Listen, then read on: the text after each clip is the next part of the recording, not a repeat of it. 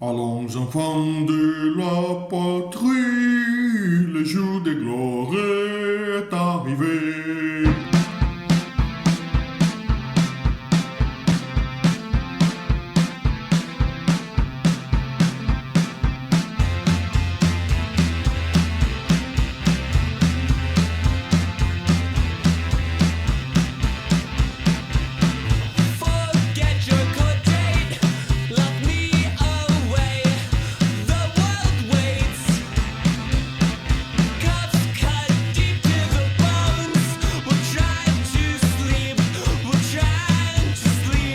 Na aula de hoje a gente vai falar sobre Revolução Francesa. Bom, vamos lá, o assunto é bem complexo, então tem muita coisa para a gente ver hoje. Vamos começando a ver como que era a França pré-revolucionária. Então vamos lá, a sociedade francesa pré-revolucionária, ela estava organizada num modelo que lembrava o molde medieval, né? 3 estamentos: a nobreza, o clero e o que se desdobrou da antiga servidão, que no momento se chamava de terceiro estado. Então, vendo o que é cada um. Começando pelo clero, chamado de primeiro estado, o que era isso? Eram os membros do clero, né, os membros da igreja, né, dividido ali entre o alto clero, abades, bispos, arcebispos, cardeais, que geralmente era gente que vinha da nobreza. E o baixo clero, que era composto ali por padres, curas, monges, frades, que geralmente era gente que vinha do terceiro estado. A nobreza, essa que tinha uma linhagem que vinha hereditariamente, o cara nascia nobre, a não ser por um pequeno casinho que a gente vai falar, né? Era composta como?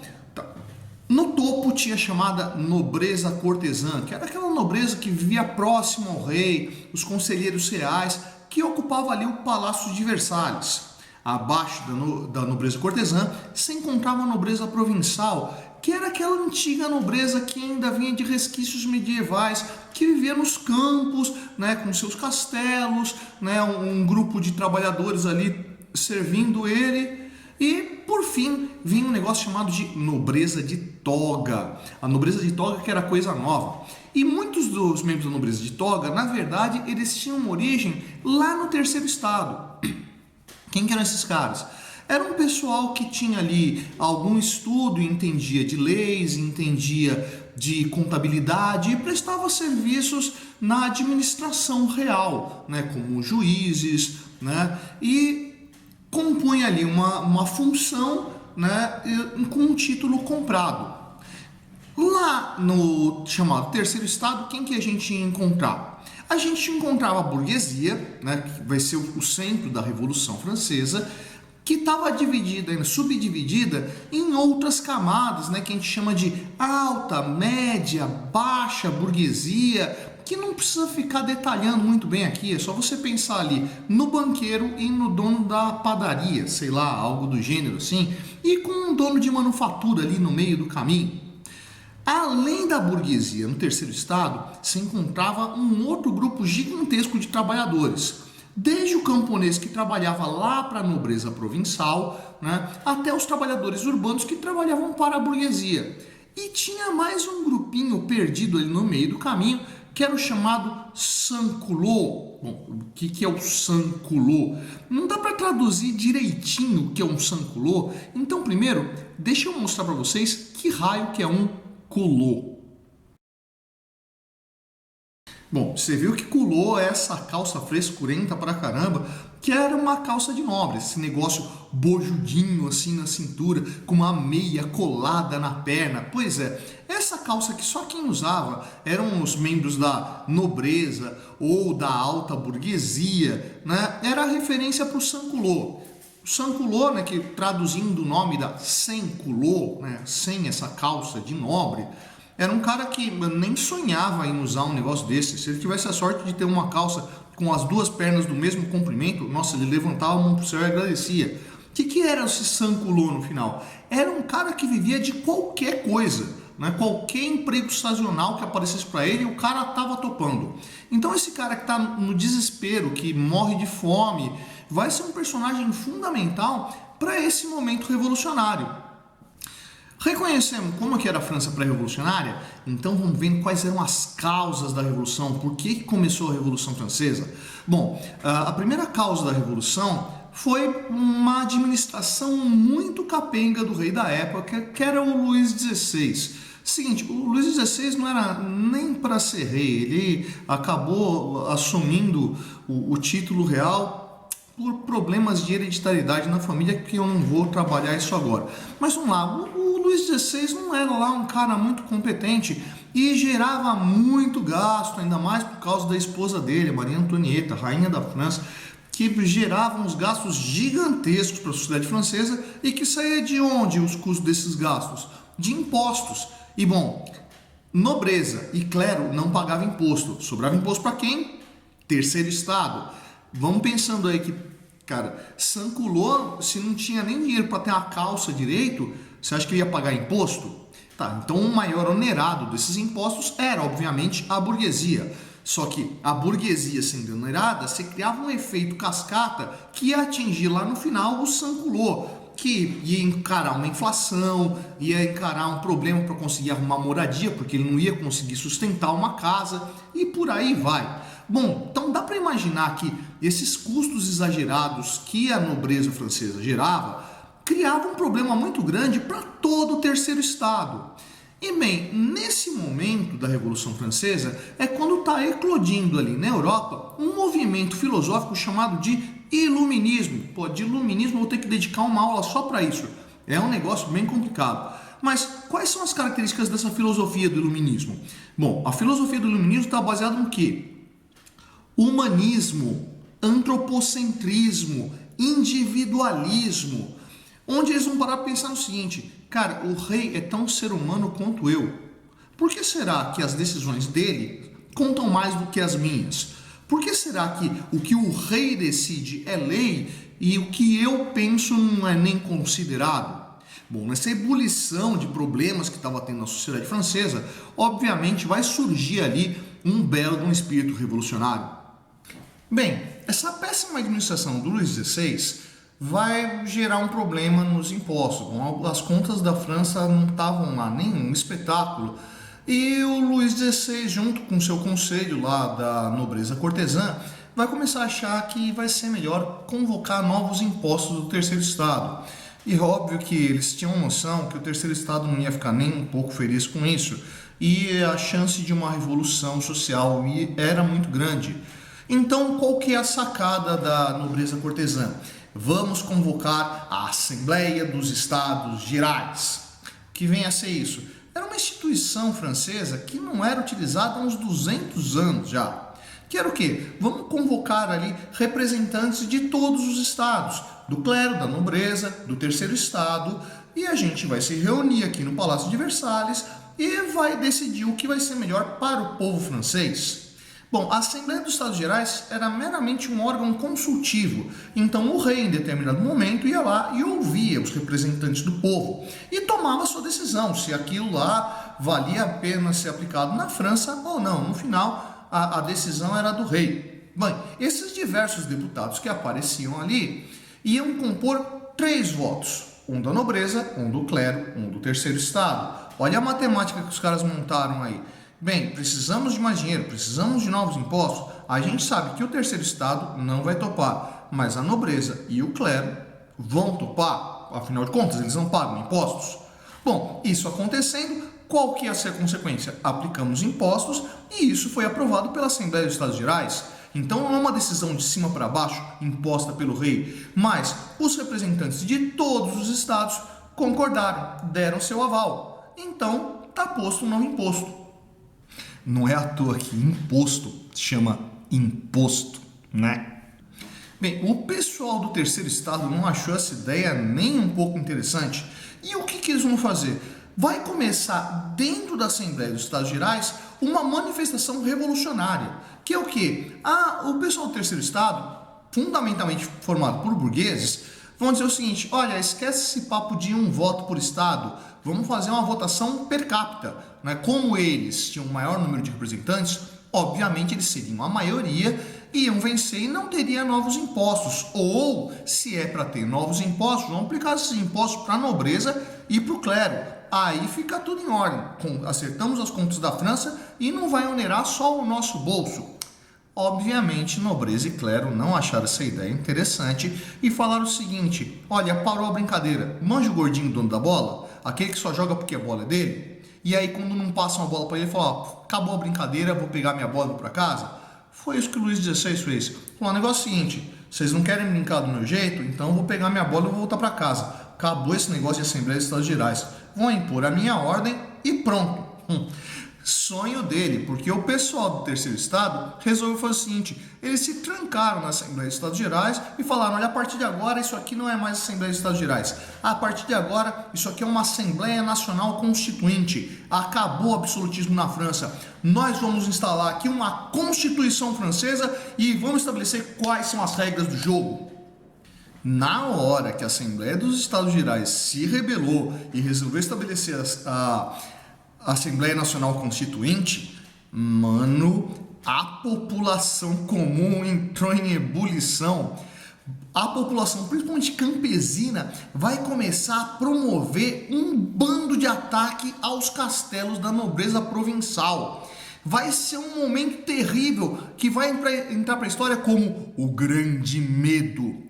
Por que o Grande Medo? Essas hordas de camponeses chamados de Jacquerie. Jacquerie por quê? Jacques era um nome muito comum dentro da França, ainda é, né? E inclusive eles têm uma expressão para isso. Manja a expressão Zé Povinho? Pois é, em francês isso é chamado de Jacques Bonhomme, o Jacques, homem bom, que era a expressão que o rei utilizava para chamar qualquer um que ele não sabia o nome, homem bom, né? Então, vai começar a surgir essas Jacqueries, que é um bando de camponês armado assim com enxada, facão, machado, mau hálito, pedaço de pau, que vão invadir os castelos, tacar fogo nos castelos, saquear o que tivesse dentro, matar os nobres, estuprar as filhas deles e destruir aquela nobreza. Tá entendendo porque foi chamado de Grande Medo? Bom, essa nobreza em pânico vai chegar pro rei e falar: meu, para com isso, vamos ver o que esse pessoal quer. E aí vão tentar se reunir de novo. Não deu tempo. A revolução tinha se propagado de tal forma que vão chegar a tomar territórios importantes em Paris. E aí, em 14 de julho de 1789, vem a tomada da Bastilha. A Bastilha era a antiga prisão real que o rei mandava os seus desafetos, criminosos que ele considerava importantes para aquele presídio. A população de Paris invadiu a Bastilha, soltou todo mundo que estava lá e destruiu o prédio. Manja o que é destruir um presídio? Olha, dá para imaginar que a nobreza e o clero entraram em pânico, né? Bom, diante de toda essa pressão, o rei se rende. Tá bom, vamos aceitar essa nova ideia. E a França entra numa nova situação. A partir de então, a França virou uma monarquia constitucional. Ou seja, não ia ter mais absolutismo na França. E o rei, no final, virou o quê? Um grande funcionário de Estado, que estava ali para administrar a França. Só que a França era a maior monarquia absolutista da Europa. O bisavô do Luís XVI, Luís XIV, era chamado de o Rei Sol, o tamanho poder que ele possuía, né? Entre as frases atribuídas ao bisavô do Luís XVI, Luís XIV, estão coisas do tipo: l'État, c'est moi. O Estado sou eu sou a França. Quem manda aqui sou eu. Deus fala no meu ouvido o que eu devo fazer para governar a França. Não ouço mais ninguém.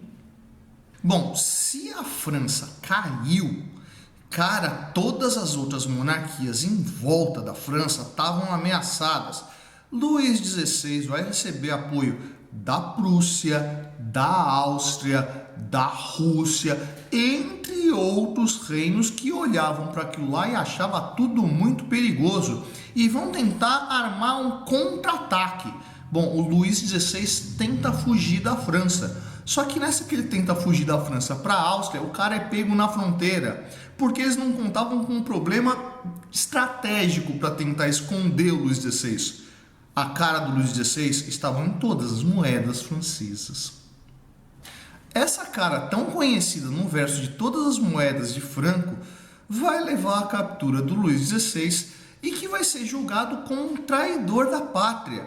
Cara, nesse momento vai começar a acontecer uma disputa de poder entre os grupos que representavam a burguesia, que nesse momento eram 3. Aliás, essa divisão em 3 grupos vai dar uma definição de política que a gente usa até hoje. Na Assembleia Nacional Constituinte, lá no Palácio de Versalhes, vai ter a reunião desses governantes representantes da burguesia, que estavam divididos em 3 espaços. Um no centro, num espaço plano, que era o chamado Partido da Planície. Olha como esse pessoal era original. À direita, num plano elevado, inclinado, né, ficava o pessoal chamado de girondinos, que deriva da palavra giron, que quer dizer colina, aclive, onde estava o pessoal da média burguesia. Tá, esqueci de falar, o pessoal da planície era a alta burguesia, os banqueiros que se articulavam com todo mundo, não importa quem fosse. O pessoal da direita era bastante conservador, partia da ideia do que, olha, já fizemos a revolução, já tomamos o governo, agora vamos parar de revolucionar, porque senão daqui a pouco vai ter pobre querendo direito. Você vai achar que Sanculô vai ter algum direito para a burguesia? De jeito nenhum. Olha o pessoal conservador à direita. Já ouviu falar dessa história? Conservador à direita? E quem estava à esquerda? Estavam os jacobinos. Jacobino de Jacques, lembra da Jacquerie? Quer dizer que quem estava ali à esquerda era Sanculô, trabalhador pobre? Não, estava a baixa burguesia, né? Aquele cara que sabia o que era pagar imposto e ficar contando moedinha para poder comprar o pão no final do mês. Então o cara era burguês, mas não era o grande dono de manufatura. E esses caras estavam interessados em dar sequência à revolução. Olha, já derrubamos o rei, já colocamos uma constituição, né? A partir de agora o negócio é o quê? Progredir para aquele lema da revolução: liberdade, igualdade, fraternidade, ser de verdade. Vamos realmente sermos iguais. Olha a igualdade aí no meio do caminho. E esse pessoal se sentava à esquerda, os mais progressistas, olha, direita, conservador, esquerda, progressista, centro, o cara que negocia com qualquer um, qualquer semelhança não é mera coincidência.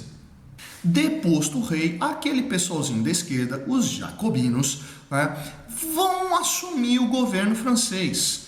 Vão começar a perceber que se deixasse na mão dos girondinos, o rei ia continuar ali na dele, os impostos iam continuar sendo graves, a única diferença é que agora a burguesia teria alguns privilégios, e os jacobinos não estavam nem um pouco a fim de manter isso. Nisso, no meio dos jacobinos, vai aparecer uma liderança chamada Robespierre. E o Robespierre era um cara bastante revolucionário, até mesmo para a Revolução. Só para ter uma ideia, uma das frases que definem bem o Robespierre é um dito dele que falava o seguinte: a liberdade só será completa no dia que o último nobre morrer enforcado nas tripas do último padre. Meu nego, o Robespierre não veio ao mundo a brincadeira. O cara vai assumir o governo francês. Nesse momento vai ser chamado de ditadura jacobina e vai estabelecer um novo momento que ficou conhecido como o terror. Cara, se o grande medo foi de assustar, imagina o que foi o terror. Nesse momento, com Robespierre à frente da revolução, vai começar uma caça às bruxas. Qualquer um que fosse julgado contra-revolucionário era preso, julgado e muitas vezes decapitado. Um dos caras que perdeu a cabeça aí foi o Luís XVI. Aliás, ele não foi julgado como Luís XVI, porque tira esse título de rei daí. Quem vai ser julgado agora vai ser o cidadão Luís Capeto. Capeto era o sobrenome dessa dinastia que governava a França até então. Então, olha lá. Esse cara vai ser julgado como um cidadão, como outro qualquer, que cometeu crimes. O cara foi contra a revolução. Aliás, esse pessoal dos jacobinos vai ser tão radical que eles vão mudar até o calendário. Eles declararam que a revolução dava início a um novo período que não estaria ligado a nada que lembrasse qualquer pensamento anterior a ele, inclusive o próprio calendário. E muita gente foi presa, muita gente foi julgada e muita gente foi morta, a ponto inclusive de se criar uma ferramenta nova, a guilhotina. A guilhotina ela foi criada como uma forma mais humana de matar, né? Afinal de contas, ao invés de ter lá um machado que podia acertar as costas, a cabeça do cara e ter que dar 2, 3 machadadas, pronto, tem uma ferramenta nova, coloca o sujeito lá, puxa uma alavanca, a lâmina cai e corta de uma vez, né? O sujeito que criou a guilhotina, de sobrenome Guillotin, né, que deu o nome à guilhotina, ele era médico, né, e portanto ele sabia uma forma de morrer mais rapidinho, de uma forma indolor. E podemos dizer que o Guillotin testou o seu próprio experimento, porque ele também foi julgado contra-revolucionário e perdeu a cabeça. Tem uns relatos que falam da época do terror, que na frente da Praça da Guilhotina juntava uma população gigantesca e ficava lá o pessoal só esperando para ver qual era a próxima cabeça de nobre que ia rolar. Então aquele bando de velhinha tricotando, falou: e aí, comadre, você viu quem vai ser o próximo que vai morrer? Não, quem é que vai ser? Vai ser um nobre fulano de tal, vamos ver como tá, olha ele lá em cima, tá cortando a cabeça, morreu!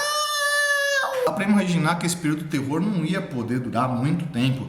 Na hora que o Robespierre começou a mandar cortar a cabeça, inclusive de jacobino, entre eles o Danton, um revolucionário jacobino que era amigão assim do Robespierre, sabe aqueles amigão de lá tomar café na sua casa? Era esse cara, e o Danton foi um dos caras a perder a cabeça a desmando do Robespierre. Bom, então quando a população começou a ficar preocupada, resolveram fazer uma contra-revolução dentro da revolução, tirar os jacobinos do poder e colocar um novo sistema chamado de diretório, onde tinham ali 5 representantes das 3 camadas, né? Obviamente, os girondinos foram apoiados pela planície, que estava vendo o seu pescoço em ameaça na guilhotina, depuseram Robespierre e rapidinho cortaram a cabeça dele, porque vai que esse desgraçado volta, né?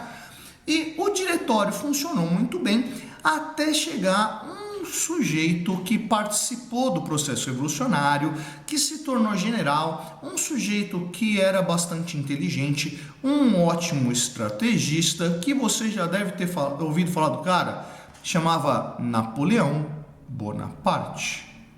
Mas o Napoleão Bonaparte é matéria para uma outra aula nossa. O que a gente tem que saber do Napoleão? Em 1799, né, 10 anos após a tomada da Bastilha, Napoleão Bonaparte dá um golpe de Estado que ficou conhecido como 18 Brumário. Bom, 18 Brumário por causa daquele calendário que eu tinha falado há pouco tempo atrás, né? 18 do mês de Brumário, no calendário revolucionário, foi a data que o Napoleão tomou o poder na França, derrubou o diretório e instalou ali um novo sistema chamado de consulado. E qual foi a herança da Revolução Francesa? Cara, a herança da Revolução Francesa é a aplicação do iluminismo na prática. Vai ser justamente nesse momento que todos aqueles ideais de humanismo, independência financeira, individualismo, vão ser aplicados e vão criar um sistema moderno de governo, muito próximo daquilo que a gente vive hoje. Só para a gente ter uma ideia, a Declaração de Direito do Homem e do Cidadão, escrito durante a Revolução Francesa, serviu como base para a composição de quase todas as constituições que existem no Ocidente. E aí, curtiu a aula de hoje? Aprendeu mais essa? Se curtiu, vai embaixo, dá um curtir e indica para os seus amigos. Não curtiu, dá um descurtir e indica para os seus inimigos. Essa foi a Aprendendo do Suetônio, eu sou o professor Fábio e você deveria estar estudando.